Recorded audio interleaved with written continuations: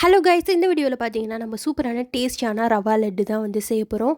இது கண்டிப்பாக இந்த தீபாவளிக்கு நீங்கள் செஞ்சு பாருங்கள். சூப்பராகவே ஈஸியாகவே செஞ்சிடலாம். ஜஸ்ட் 10 மினிட்ஸ் போதும் நம்மளுக்கு இதை செய்கிறதுக்கு. இப்போ நான் ஒரு கப் அளவுக்கு ரவா வந்து எடுத்திருக்கேன். அதுக்கு பார்த்தீங்கன்னா 3/4 கப் அளவுக்கு சுகர் வந்து எடுத்திருக்கேன். அது கூட வந்து ஏலக்காய் வந்து சேர்த்துக்கணும். நெய், பால், முந்திரி, திராட்சை இதெல்லாம் தான் இதுக்கு தேவை. இப்போ நம்ம வந்து சுகரை வந்து ஃபைனாக நம்ம அரைச்சி எடுத்துக்கலாம் மிக்சியில் போட்டு. இப்போ நம்ம சுகரை நல்லா ஃபைனாக அரைச்சாச்சு அந்த ஏலக்காவோட சேர்த்து. இப்போ நம்ம வந்து முந்திரி திராட்சையை வந்து நெய்யில் வந்து தாளித்து அதை பிரித்து எடுத்து வச்சுக்க போகிறோம். இப்போ நான் பார்த்தீங்கன்னா 3 டேபிள் ஸ்பூன் அளவுக்கு நெய் எடுத்திருக்கோம். ஸோ நெய் ஹீட் ஆனதும் முந்திரியும் திராட்சையையும் போட்டு தாளிச்சிக்க வேண்டியதான்.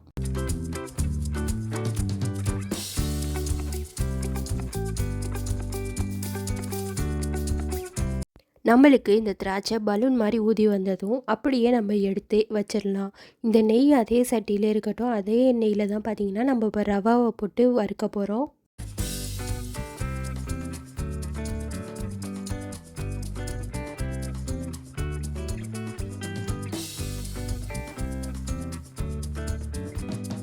இப்போ நம்ம அப்படியே நல்லா வறுத்து எடுத்துக்கலாம். ரொம்ப வறுக்கக்கூடாது, ஏன்னா கலர் வந்து சேஞ்ச் ஆயிரும். இன்னொன்று டேஸ்ட்டும் பார்த்திங்கன்னா ஒரு கருக்கல் ஸ்மெல்லு வந்துடும். அதனால மைல்டாக நம்ம வந்து வறுத்துக்கணும். லோவுக்கும் மிட்டுக்கும் நடுவில் வந்து வச்சு ஃப்ளேம் வச்சு நீங்கள் வந்து வறுத்துக்கோங்க ரவாவை.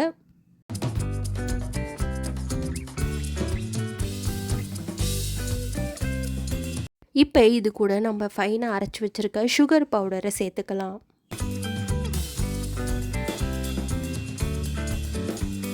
இப்போ நல்லா மிக்ஸ் ஆகிற மாதிரி நான் அந்த சுகரை ஃபுல்லாக வந்து மிக்ஸ் பண்ணி விட்டுக்குவோம். இது கூட இப்போ நம்ம வந்து திராட்சை முந்திரி எடுத்து வச்சுருக்கோம்ல, தாளிச்ச திராட்சை முந்திரியும் இதில் போட்டு நல்லா மிக்ஸ் பண்ணி விட்டுக்குவோம்.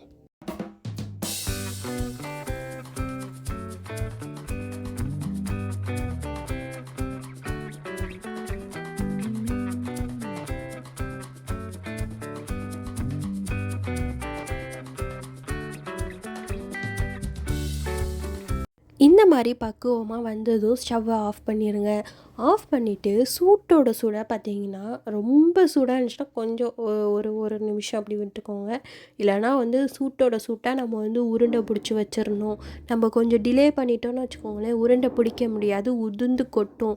ஸோ சூடாக தான் இருந்துச்சு. நாங்கள் உருண்டை பிடிக்கும்போது நல்லாவே சூடாக தான் இருந்துச்சு. அந்த சூட்டோட சூட்டாக பார்த்தீங்கன்னா கையில் வந்து கீ தழுவிட்டு நம்ம உருண்டை பிடிச்சி வச்சிட்டோம்னா அப்படியே கெட்டியாகிக்கும்.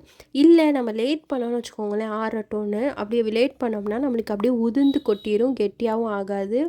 ஸோ நாங்கள் சூட்டோட சூட்டாக உருண்டை பிடிச்சிட்டோம்.